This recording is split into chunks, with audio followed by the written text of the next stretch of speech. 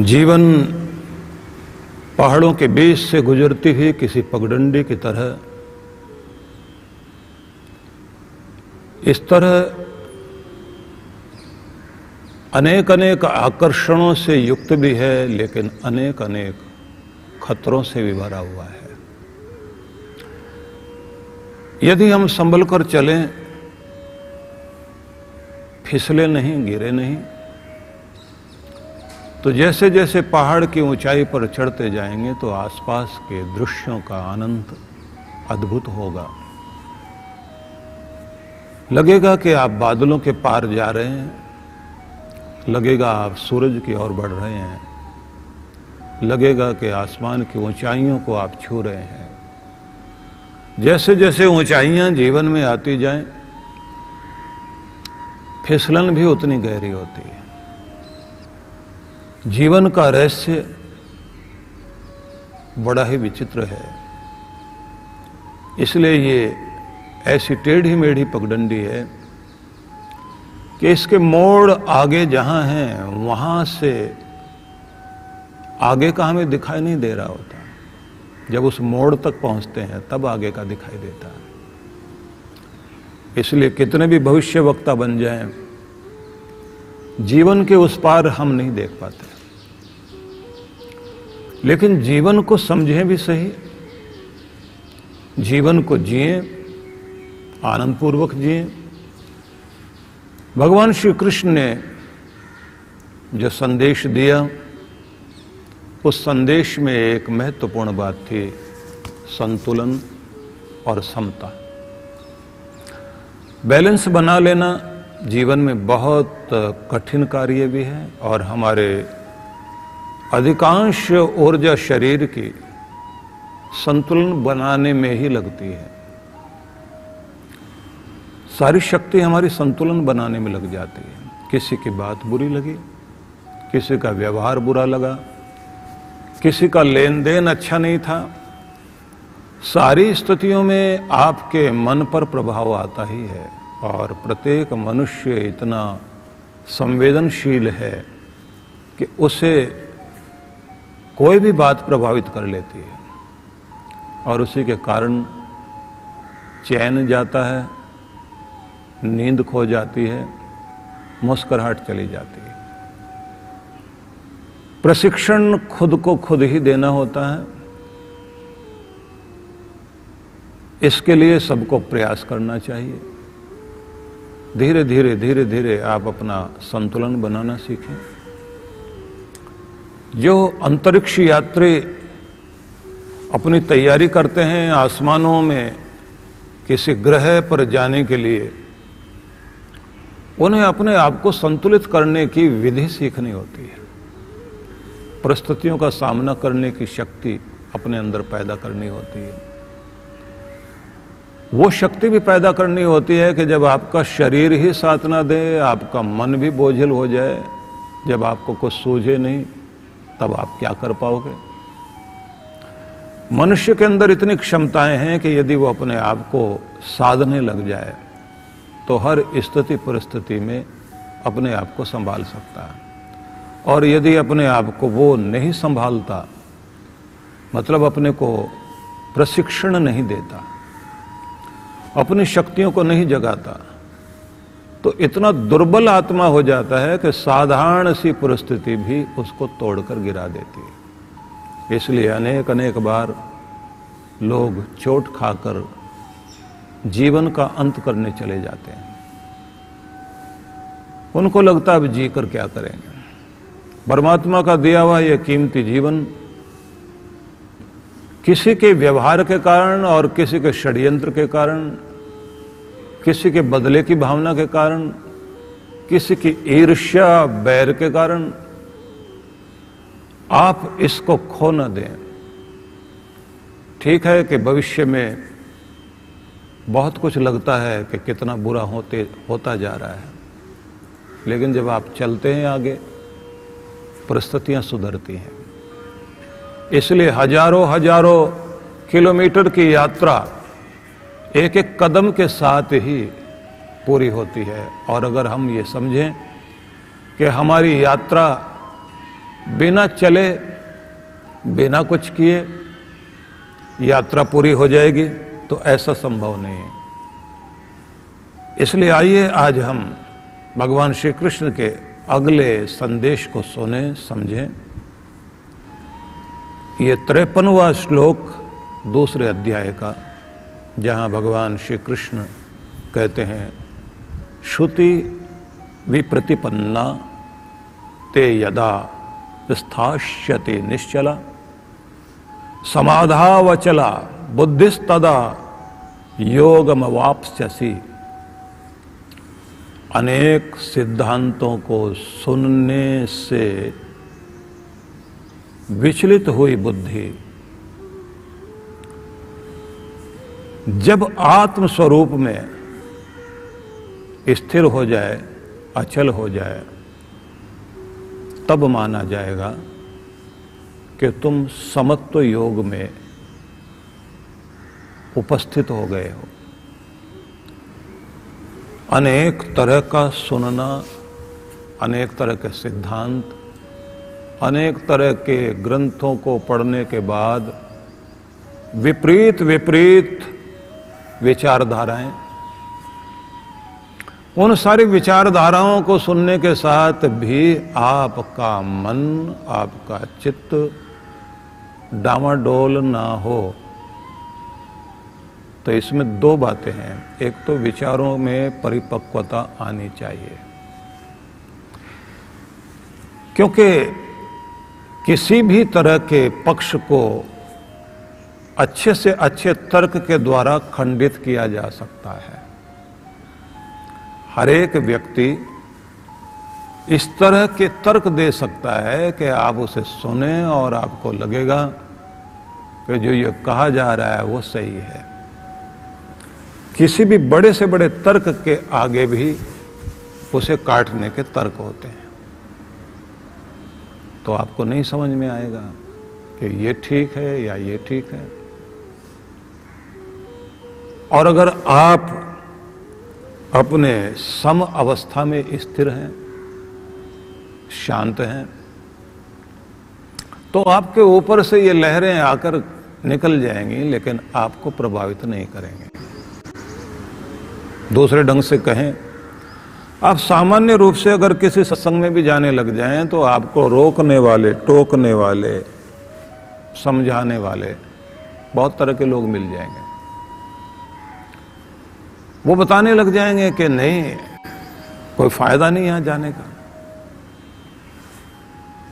और अगर आप उन लोगों की भीड़ देखें जो शराब की लाइन में लगे हुए हैं, कोरोना की मार बड़ी भारी, उसके बाद भी घर में आटा दाल खरीदने के लिए पैसे नहीं है, लेकिन कहीं से भी उधार भी जुटाएगा, लंबी लाइन में जाकर लगेगा, डंडे खाएगा। शराब की 2-4 बोतल ले आए तो उसे लगता है उसने पूर्ण पुरुषार्थ कर लिया, और पुरुषार्थ चतुष्टय जो मोक्ष है ना, वो प्राप्त कर लिया उसने। उसे लगता है इससे बड़ा पुरुषार्थ है ही नहीं। जरा विचार कर देखिए, अगर उनसे बात करें आप तो क्या कहते हैं? हर एक आदमी को रिलैक्स होने का अधिकार है, स्वयं को शांत करने का, पीड़ा मुक्त होने का अधिकार है। थोड़ी सी तो चैन सबको चाहिए। 2 घूंट लेंगे, शांति मिलेगी। और अगर उसके बाद भी आपको समझाने लग जाएं तो उनके पास तर्क हैं। अगर इतना ही डर लग रहा है कोरोना से, इतना ही डर लग रहा है अन्य सारी चीजों से, तो गवर्नमेंट को ये शराब की दुकानें खोलनी नहीं चाहिए थी।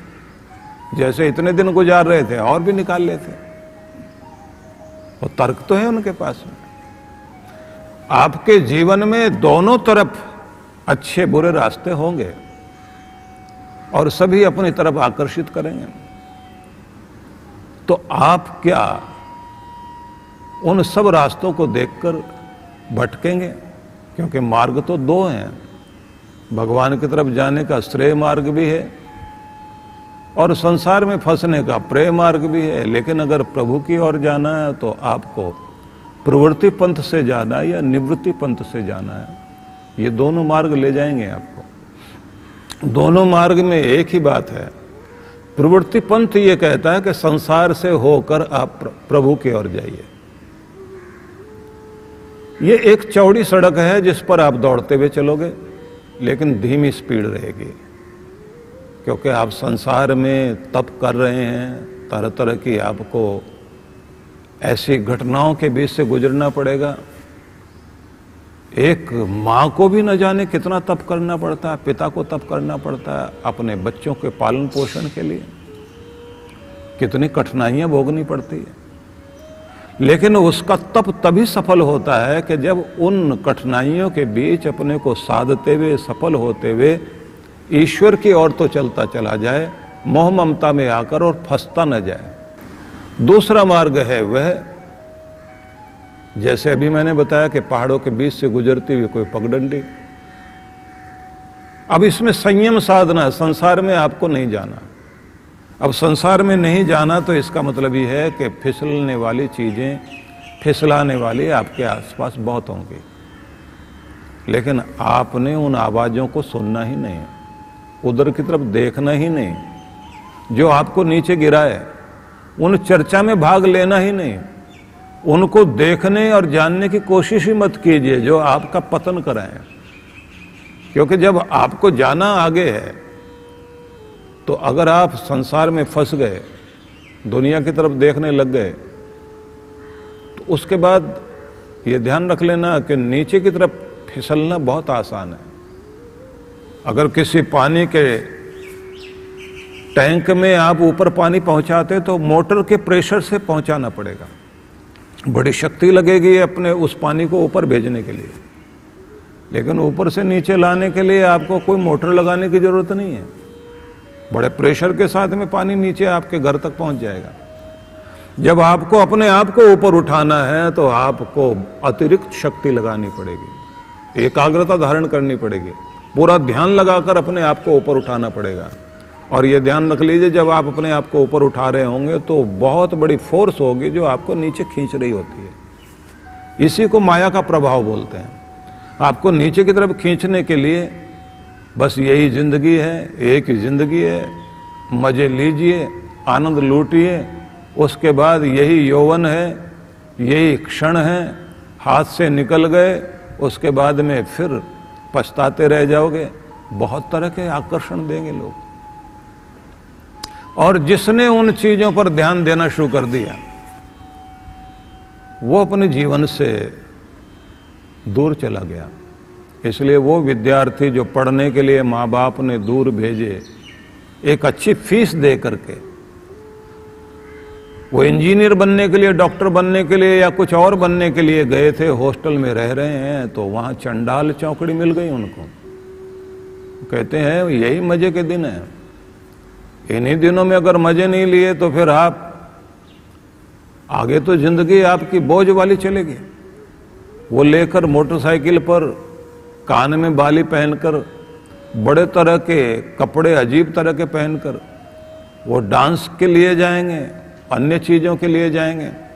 वो आकर्षण उनको खींचेगा और उसका परिणाम ये होगा कि वो मजाक उड़ाएंगे उनकी जो अपने कमरे में बैठे हुए पढ़ाई कर रहे हैं, जिनको दिखाई देता है कि न जाने किस किस से उधार लेकर के मेरे माता पिता ने मुझे यहां भेजा है और मुझे कुछ बनना है, मुझे किसी ऊंचाई पर जाना है। आकर्षण उनके भी सामने है और उनके सामने खूब मजे की बातें करने वाले लोग भी होते हैं, जिनकी बातें सुन करके उनमें भी कई बार मन में आता है कि हम भी चले जाते तो अच्छा था। लेकिन ध्यान रख लीजिए, एक समय आता है कि अगर वो अपने को संभाले रखें और अपनी किसी बड़ी डिग्री को, बड़ी उपलब्धि को वो प्राप्त कर जाएं, और प्राप्त करने के बाद जब वो कोई आईएएस बनता है, कोई डॉक्टर बनता है, कोई इंजीनियर बनता है और उसका वहीं से बड़ी बड़ी कंपनियां सिलेक्शन कर लेती हैं, और जब वो कोई एक अच्छी तनख्वाह 2 लाख रुपए 3 लाख रुपए महीना ले रहा होता है, जब उसके पास में अपनी गाड़ी भी है, उसने अपना फ्लैट भी बुक कर लिया और एक अच्छे परिवार से उसका रिश्ता भी हो गया, और एक अच्छे ढंग से जिंदगी जीते जीते और थोड़े दिनों के बाद वह अपनी कंपनी में और तरक्की कर गया। 5 लाख रुपए का महीने का उसको वेतन मिलने लग गया। और वे लोग जो वहां रहते रहते ना कुछ बन पाए ना कुछ कर पाए, अब वो आकर कहते हैं भाई कोई नौकरी लगवा दो, कुछ भी नौकरी दिलवा दो। तो उनसे कहते हैं कि वो मजे, बोले वो तो मूर्खता थी, बहकावे में आ गए थे। बोले अब मजे लो ना। बोले अब मजा सजा दे रहा है, और वो मजा सजा कितनी देगा? पूरी जिंदगी भर के लिए देगा। और व्यक्ति पछताता हुआ घूमेगा। लेकिन कमाल की बात यह, जब वो दुख भोगता हुआ दूसरों को समझाता है कि हमारे साथ ऐसा हुआ, तुम्हारे साथ ना हो, तो अगले वाला क्या कहता है? तुम्हारा अनुभव तुम्हारे साथ, हमारा अनुभव हमारे साथ, हमें अपनी जिंदगी जीने दो। उसके बाद वो कुछ लोग बहकने वाले होंगे, वो वैसे ही बहकेंगे। इसलिए भ्रमित करने वाली चीजें दुनिया में हैं। जो आदमी उन सब भ्रम में नहीं पड़ता, अपने आप को संभाले रखता, अतिरिक्त शक्ति लगानी पड़ेगी ऊपर उठने के लिए।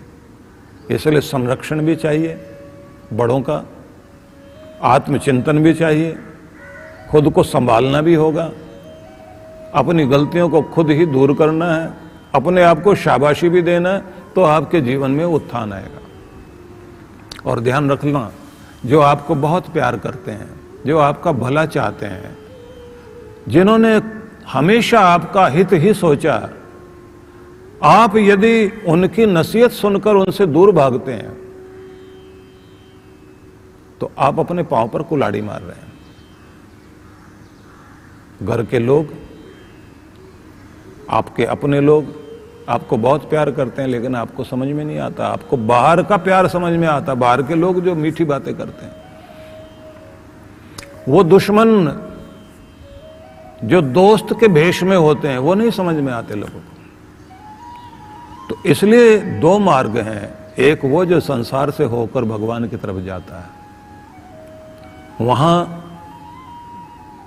लगता तो है कि आसान मार्ग है, लेकिन वो भी बड़ा कठिन मार्ग है। घर परिवार में रहते रहते जिन लोगों ने सोचा था कि मैं कुछ बड़ा करूं, मुझे एक लेखक की बात ध्यान आती जिसने लिखा कि जब मैं छोटा था तो बहुत सपने थे मेरे मन में, मैं सारे संसार को बदल दूंगा।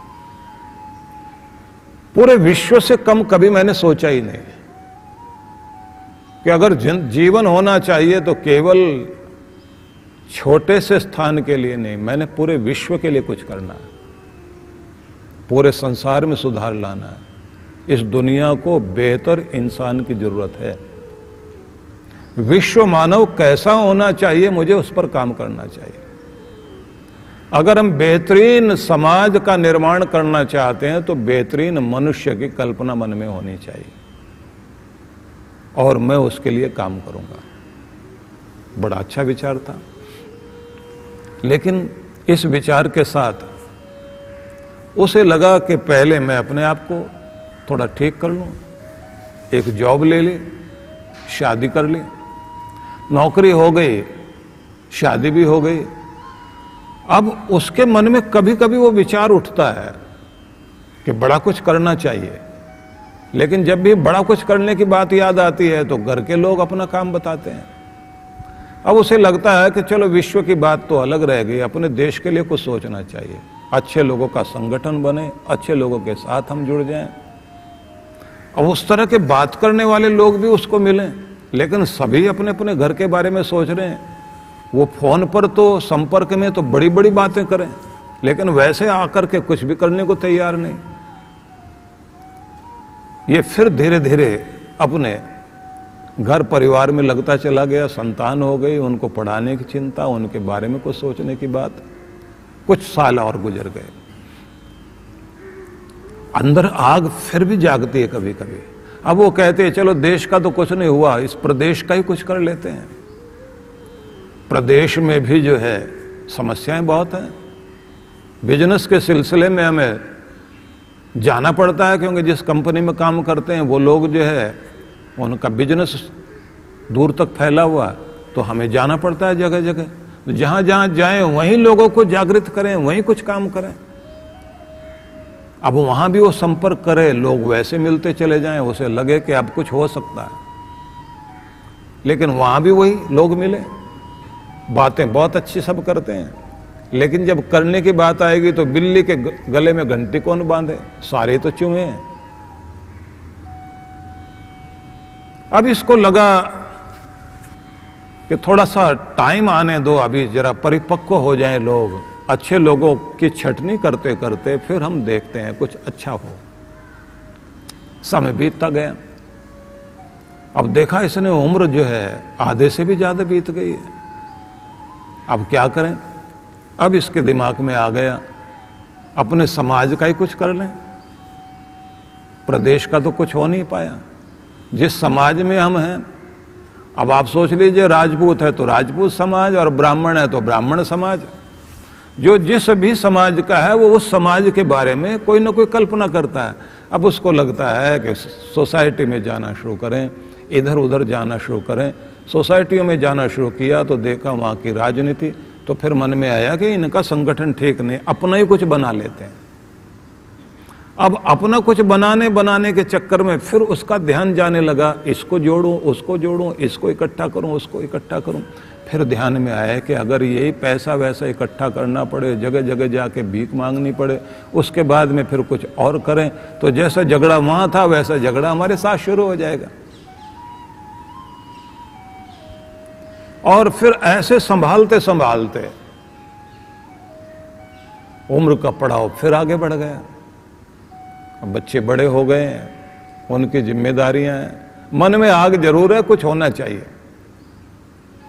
आखिर में उसको समझ में आ गया कि भैया समाज की बात, बिरादरी की बात तो बाद की, अपने परिवार का ही कुछ कर लेते हैं। अब परिवार के बारे में सोचता है, कभी बड़े बेटे को समझाता है, कभी छोटे को समझाता है, कभी पत्नी को समझाता है, और सारे मिलके फिर इसको समझाते हैं। इसको समझाएं कि तुम ही गलत आदमी हो, तुम अगर इतना बड़े वाले पर ध्यान देते तो ये कुछ बन जाता। छोटा कहता है कि अगर आप थोड़ा सा और कमा लेते तो हमारा बहुत अच्छा होता। अब वो उनके चक्कर में आके उसकी ऊर्जा उधर की तरफ लगने लग गई, और थोड़े समय के बाद बच्चे तो अपने अपनी जगह सेट हो ही गए, शरीर में बीमारियां आ गई, रिटायरमेंट तो पहले ही हो गया था। अब ये अकेला घूमते घूमते सोच रहा है क्रांति तो होनी चाहिए थी, कुछ न कुछ विश्व में भी होना चाहिए था, लेकिन लोगों ने होने नहीं दिया। अब बचा क्या है? आखिर में उसने कहा भैया ऐसा दुनिया का तो भला बाद में होगा, अपना ही कर लिया जाए, वही सबसे बढ़िया बात है। कोई सुधरने वाला नहीं, हम अपने को सुधार लें तो ठीक।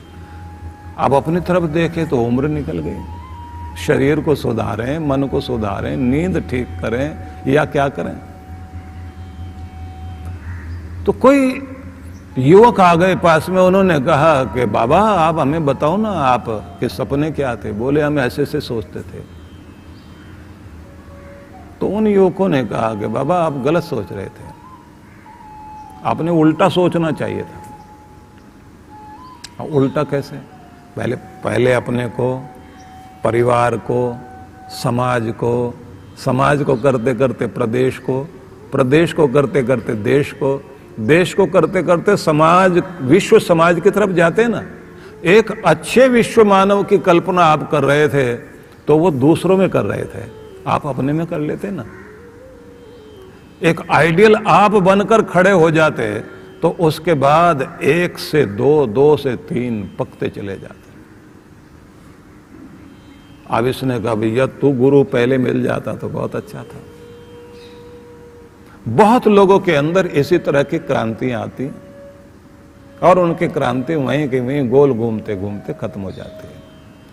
लेकिन यदि आपके अंदर बड़ा कुछ है, आग है, तो आप जहां हैं वहीं से स्वयं में प्रयोग शुरू कीजिए और किसी के साथ अपने आप को समर्पित कर दीजिए, अपने गुरु के साथ, और वहां से एक शुरुआत होगी। ये प्रवृत्ति पंथ है, या तो संसार से होकर जाइए या फिर गुरु के निर्देशन में आप निवृत्ति पंथ को अपनाएं, जहां आप संसार से ऊपर उठ करके कुछ करना चाहते हैं।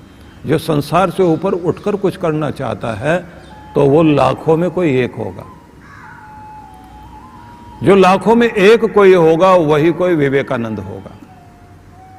हालांकि विवेकानंद के जो गुरु हैं ठाकुर रामकृष्ण देव, रामकृष्ण परमहंस, वो घर गृहस्थी के बीच से होते हुए भगवान तक पहुंचे हैं। और भारत के ज्यादातर ऋषि इस तरह के थे। लेकिन दोनों ही रूप हैं। जिन्होंने भी संसार में क्रांति की, अगर बड़ा कुछ किया तो बड़ा करने के लिए तो एकदम सब कुछ त्याग कर एक ऐसा रूप अपनाना पड़ेगा कि जहां माया का संसार दूर रह जाए। या फिर आप माया के संसार में होते हुए भी कमल बनकर कि दुनिया में हूं, दुनिया का तलबगार नहीं हूं, नहीं चाहिए दुनिया, दुनिया की तलब नहीं है। दुनिया में हूं, दुनिया का तलबगार नहीं हूं, बाजार से गुजरा हूं पर खरीदार नहीं हूं। बड़ा ध्यान रखना पड़ता है। और रही बात भ्रम की, तो आपका मन आपको भ्रमित कर देगा, आपकी इंद्रियां ही आपको भ्रमित कर देगी। थोड़ा सा नशा दिया, दिमाग घूम गया। थोड़ा सा कान में किसी ने बहकाया, दिमाग घूम गया। थोड़ा सा किसी ने आपके अंदर जहर डाला, आपका दिमाग घूम गया। और ऐसे नहीं तो मैं आपको एक और उदाहरण देता हूं।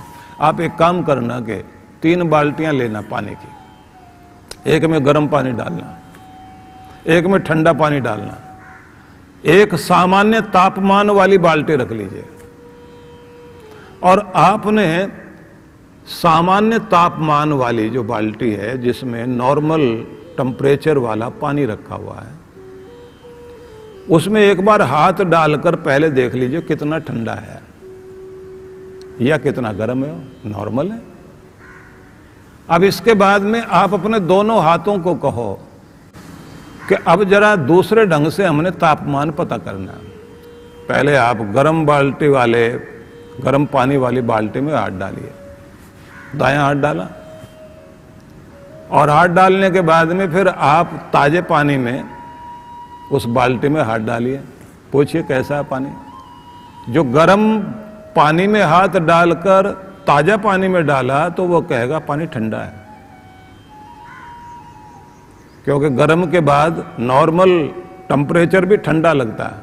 अब ठंडे में हाथ डाल करके फिर आप जो है फिर ताजे पानी में, उसी नॉर्मल वाटर में अपना हाथ डालिए, वो क्या बताएगा। जो ठंडे में से हाथ निकला वो कहेगा पानी गर्म है, दूसरा कहता है ठंडा है। हाथ आपके हैं, सूचनाएं दोनों आपको दे रहे हैं, और आपका दिमाग क्या कहता है, ये दोनों झूठ बोल रहे हैं, पानी तो नॉर्मल है। पानी का जो टेम्परेचर है नॉर्मल है, सामान्य तापमान है।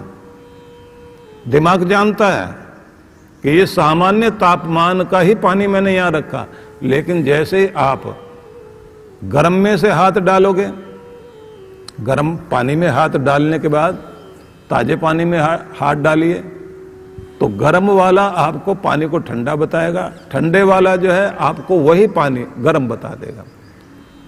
आपकी इंद्रियां आपको धोखा देती हैं। क्रोध में जब आप होते हैं उस समय आप किसी के बारे में राय रखेंगे तो अलग बात होगी। जब आप किसी के प्रति घृणा रखते हैं तब आपकी राय अलग होगी। जब आप किसी के प्रति प्रेम रखोगे तो राय अलग होगी। जब आप डरे हुए होते हैं तो राय अलग होगी।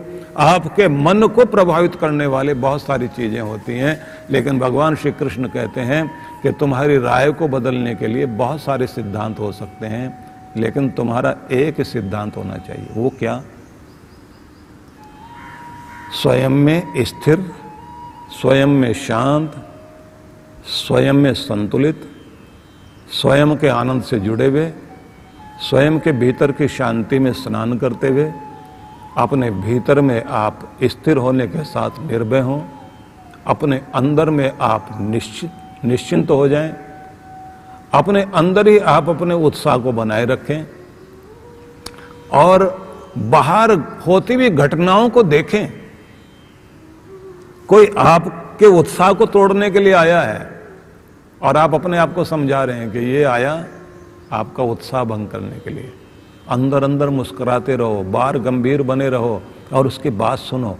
क्या क्या तर्क दे रहा है ये बहकाने के लिए, कमाल का आदमी है।